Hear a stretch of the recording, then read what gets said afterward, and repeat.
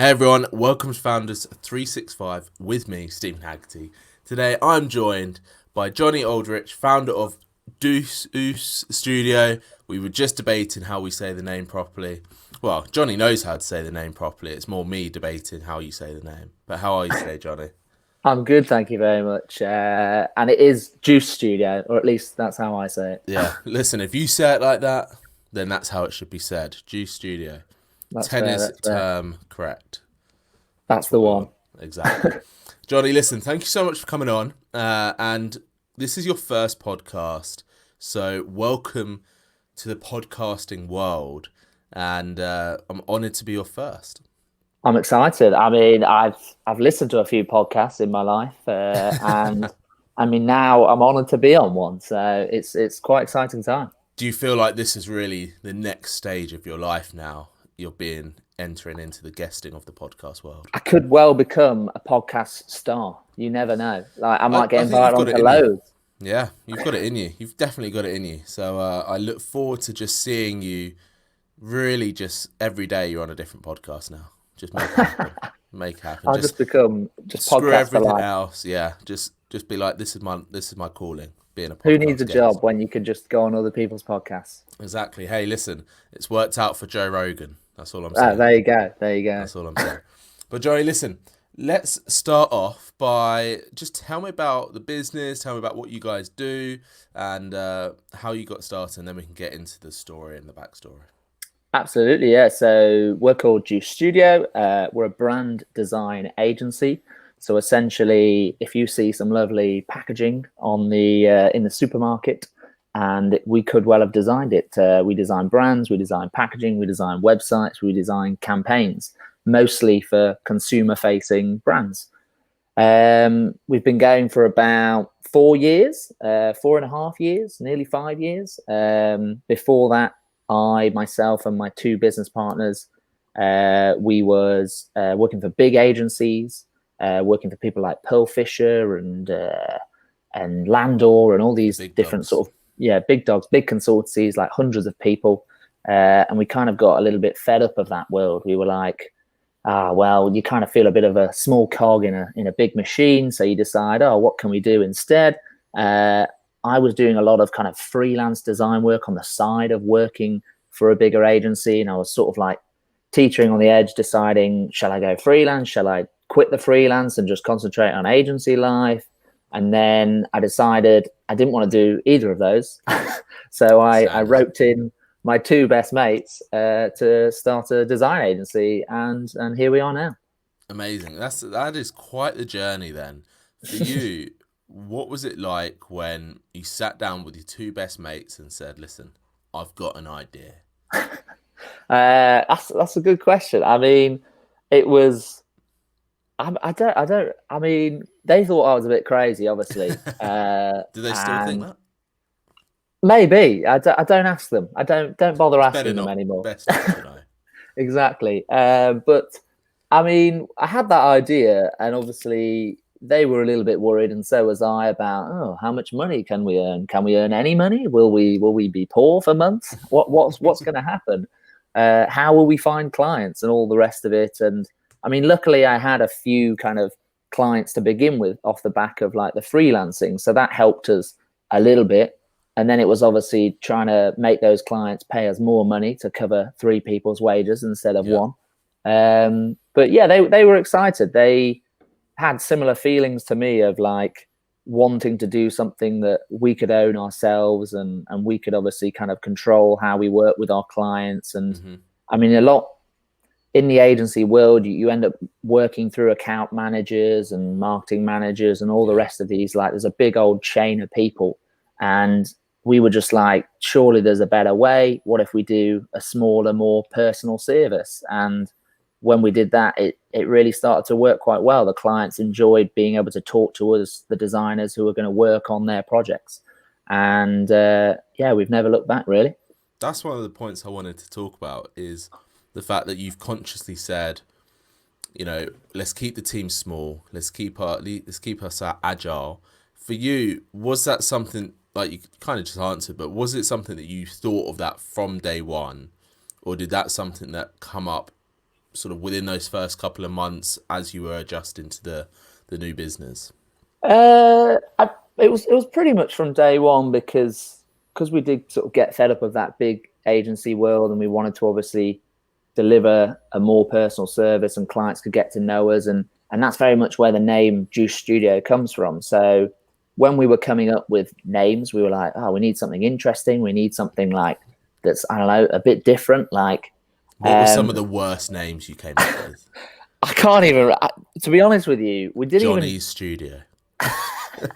Yeah, you do the classic. You try and combine everyone's names, Aldrich, Patrick, Down. It's like, yeah, that sounds like a law firm. Like 1960s law firm, yeah. Yeah, exactly. So we decided that wasn't going to be any good. And then you try and like shorten your names together, like take a few letters or just the first letter or something, and it just sounds stupid. And then, like, at the time, like, everybody was putting studio either at the start or the end of their design agency. And we were like, well, it sounds pretty cool, studio. It sounds a bit more like bespoke and small. And then so then we were thinking, like, how can we get this idea of working with our clients on kind of an equal level? I also absolutely love tennis. I'm a massive tennis fan. I play tennis like twice a week.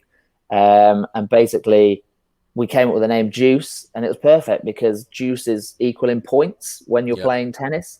And then we were like, that's exactly what we want to be with our clients, is we want to be equal with them. We want to be friends. We want to be, you know what I mean? It's just that equal relationship. We treat them as equals, and yeah, it worked quite well.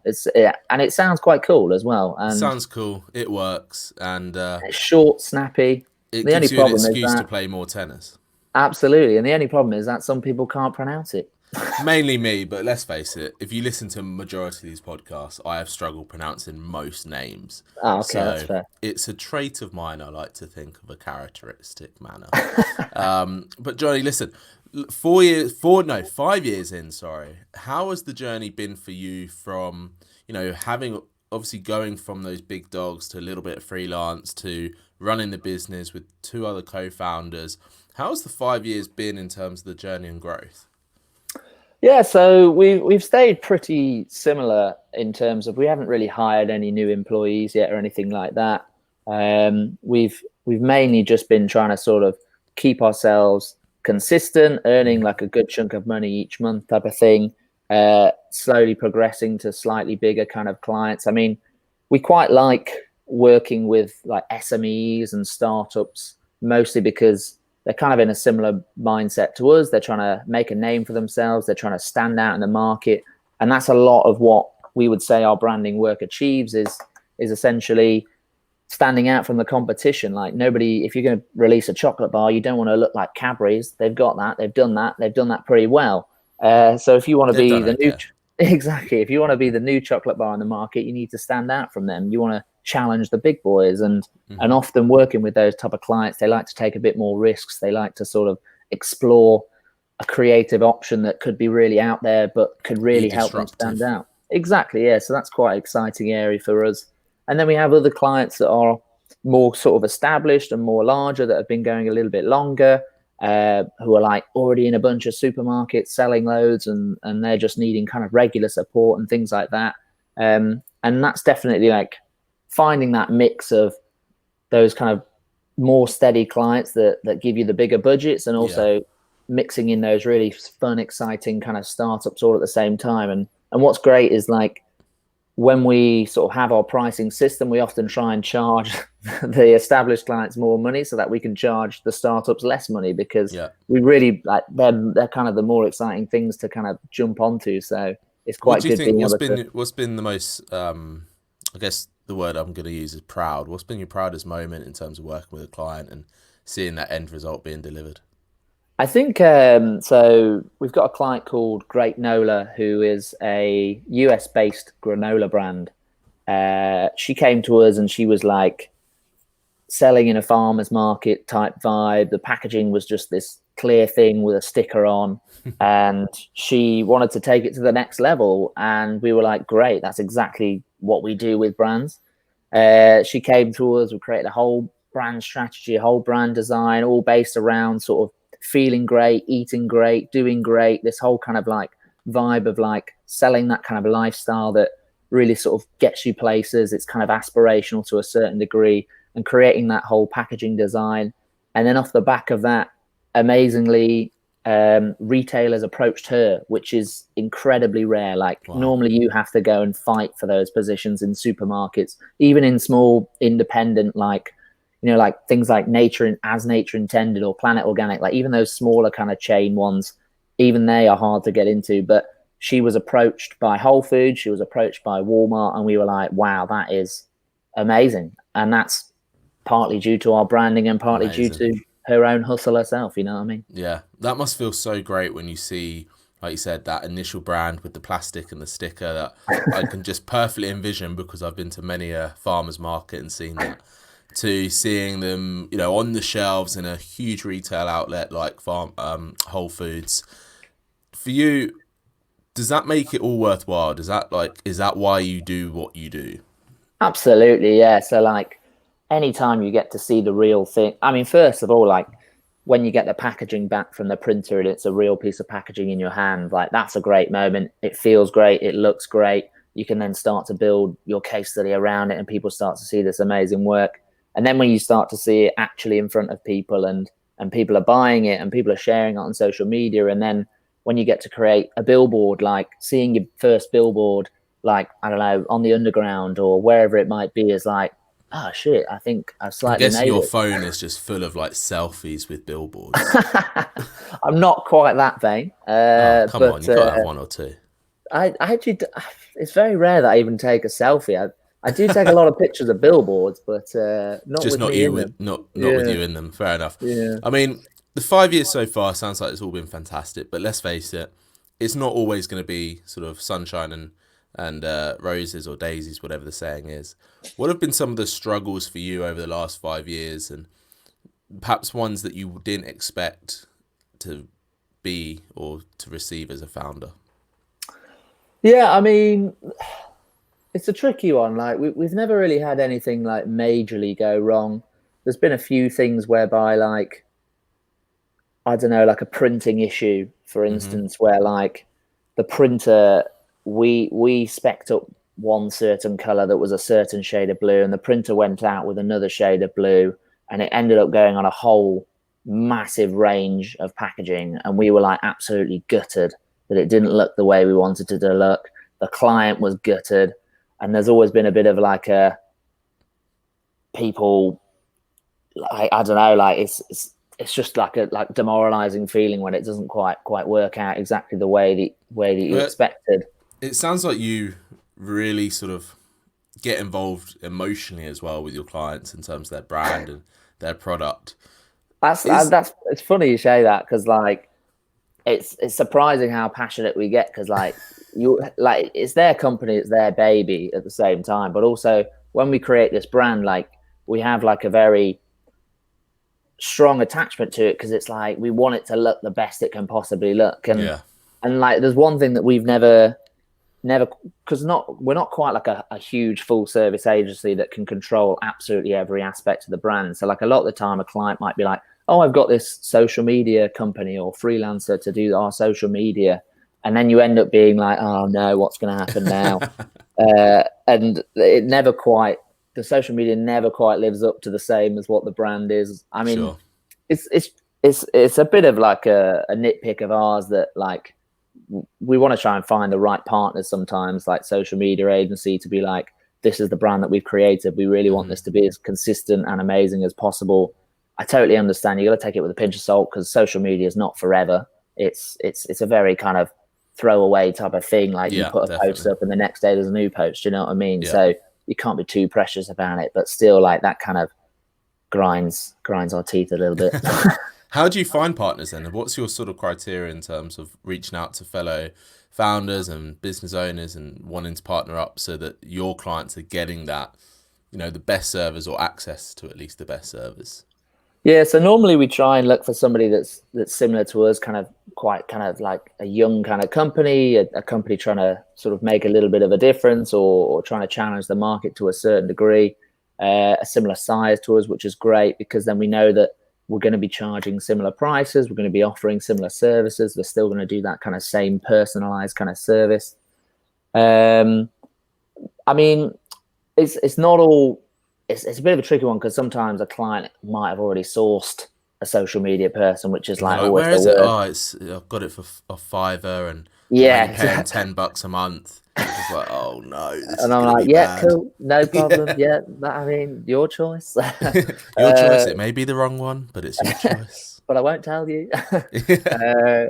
because obviously I want to keep you happy. Yeah.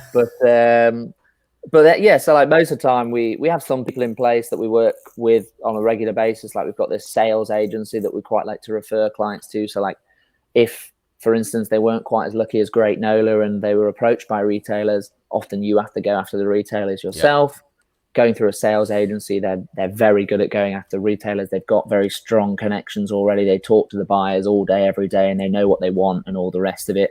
So we work with some guys. They're called LVK. They're a similar size to us. They're young guys. They go out there in a similar way, personalized service, etc. So it's I mean that's the main kind of criteria, is just somebody that is similar to us. Someone who gets it. Yeah, exactly. And like, of course, they've got to be friendly, nice people, but and quite good at their job, I'm guessing. Yeah, obviously. I mean, that Jonny, goes without saying. Yeah, I mean, obviously. What's next then? What's next for you? You know, you're 5 years in. You're probably, in terms of business wise, you're definitely well into the mix of things now. You know, you're past the startup stage. For you, what's next on your horizons? Where do you want the business to go? And yeah. So yeah, I mean, the biggest ambitions is we want to be working for bigger and bigger brands. Like, we wouldn't say no to working with Coca-Cola, for instance. Like, obviously, I feel like it's everyone's dream to a certain degree to work for all the biggest, coolest brands out there. The Nikes, Coca-Cola Christmas advert. That must be the pinnacle. Absolutely. It's just stuff. I mean, there's not really much freedom in that, I don't think. It's just holidays drive are coming, the truck down the big road. Lorry. Yeah, I mean, maybe if I get to drive that might be quite fun. Yeah, that would be cool. That would be amazing. And my face is in the advert. It's actually my face as Santa. You are the new Santa. Yeah, exactly. But like with like prosthetics and things. So I look a bit older. Not even that. Just as you are now. Young Santa. Deal with it. Yeah. Maybe that could be a great idea for an advert. To be fair, like what did Santa look like before he was Santa? Exactly. There are no photos of Santa pre-Santa. Exactly. Like, surely he was young once. He didn't come out like that. What's his story? Exactly. What is his brand story? How did he learn? Who did he get mentored by? Exactly. Exactly. How did he find his wife? Match.com? Maybe. You know. Maybe there's a specific like North Santa Poles Claus are matching. us. I don't know. I don't know. We've opened a can of worms there, John. Yeah, we've gone a bit far there. I mean, so the biggest ambitions is like work for bigger and bigger clients sort of thing would be really exciting. Do bigger and bigger projects, things like international campaigns that go across millions of billboards across the world would be incredible. I'm not sure how feasible that would be, because like we still want to keep a small kind of agency. Like I mean, in our eyes, we wouldn't really want to go any bigger than about like 10 or so. Yep. We still want to be able to get to know our clients and talk to them every day and be able to deliver that same service.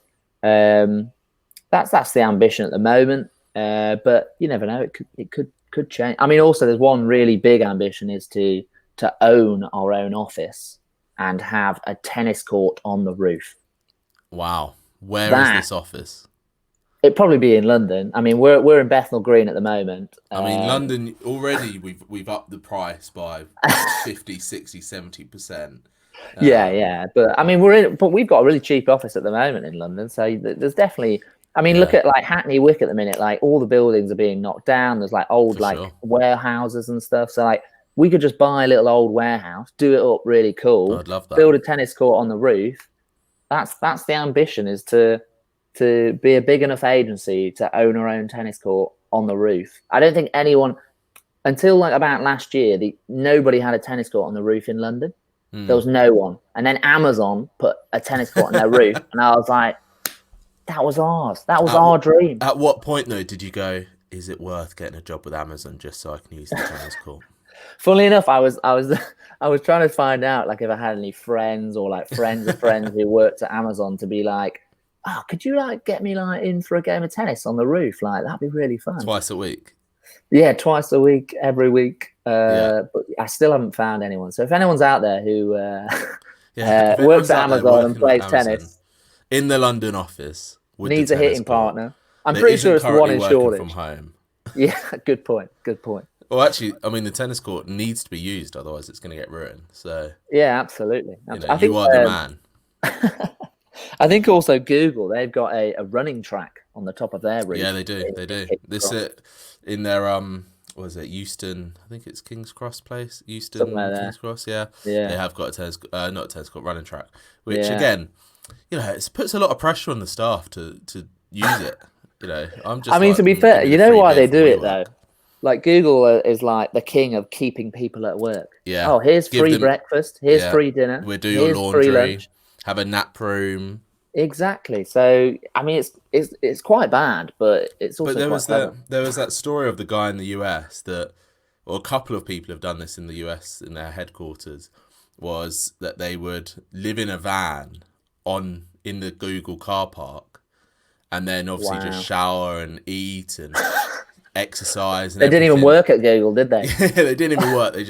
They just wore the Google hat and the Google t-shirt, and they just got straight in. But yeah, people have saved thousands of dollars by doing that. I think it's frowned upon, but I don't know whether they That's a pretty good idea though, because like San Francisco, like the rent prices there are ridiculous. Crazy. It's like the highest anywhere in the world. So I can imagine.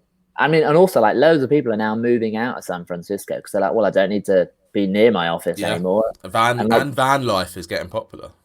Oh, actually, I've seen loads of people like on Twitter and Instagram like converting like Ford Transit vans into like really posh looking kind of caravans. I've been tempted.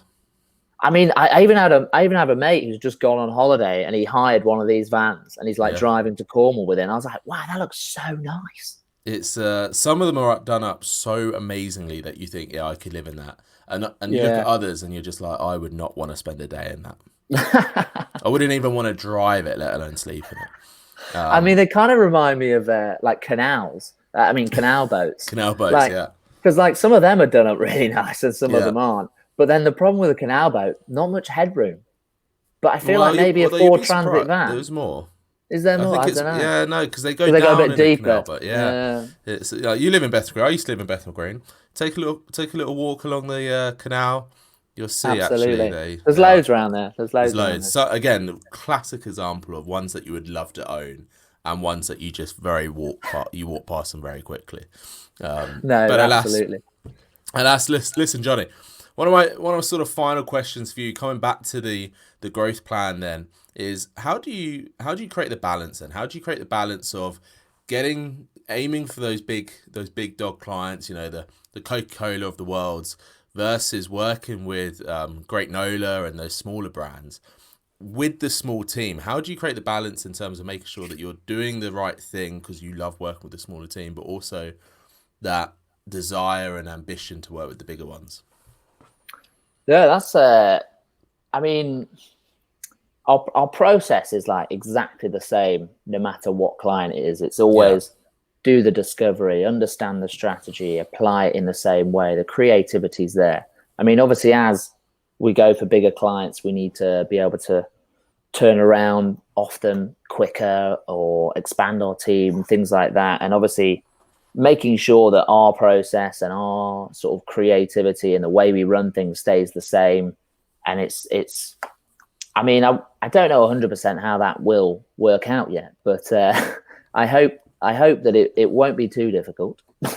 I mean, this is one of the key advantages of being, you know, smaller, more agile, and absolutely being able to shift in different focuses extremely quickly. Whereas if you had a team of, you know, 20, 30, 40 plus, there's a lot more plates to spin just managing teams. Absolutely. I mean, that's why I, to be fair, like we talk about that a lot, is being able to adapt to briefs. And we do have like those partners around us, like, oh, you need some sales and marketing advice, you need some social media advice, you need some of this, you need some of that. We can always bring that in. Like, so we often do the creative behind a billboard campaign or a social media campaign, but we don't actually implement it. We don't like log into your social media account and figure out the exact way to target all these different people. That's not our expertise. Yeah. But we have partners to do exactly that. Exactly. And they know what recommended budget spend should be spent on social ads and how you do the targeting and all this crazy stuff. Which is crazily really refreshing, because there's so many agencies out there now that, like you said earlier, try and do or cater to everything and everyone, and they lose exactly what you've got. They lose that sort of personal touch, they lose the expertise, they lose the fact that actually it's much better partnering up with another expert than offering that service at a disservice, let's say. So it is really refreshing. And listen, I have no doubt that you're going to get your tennis court. Maybe not in London, because let's face it, rental purchase and pricing in London is pretty crazy. Although rumour has it, and speaking to many property guys on the podcast, there's going to be quite a big commercial drop in the next 12 to 18 months. So maybe I need to act now. This is it. Perfect time, man. Perfect time. I've got a great finance dude to speak to if you want to make that happen. But Jonny, listen, my final question is then, how can people find out more about you? How can people get in touch and perhaps work with you? Absolutely. So we've got a website just like everybody else, deucestudio.com. We also do quite a bit on Instagram and Twitter and things like that, so you can follow us to find out any of our latest work that's happening. And if you really want, you can email me, Jonny@deucestudio.com. There you go. A couple of episodes, guy dropped his number. I was like, wow, I love that. Wow, that is impressive. But very American. It's like 6 digits and you plus one. Yeah, +1 and area code, time zone. Get all that right. But listen, John. Yeah, exactly, Jonny. Listen, you've been a great guest. And like I said, get on more podcasts. I'm glad I was your first. And it's been an honour being that. And I wish you guys the best of luck. And hopefully we can have a game of tennis on your roof in the not too distant future. One day. Thank you very much for having me. It's been a pleasure. Thank you, Jonny. And thanks everyone for listening and watching. This has been Founders 365.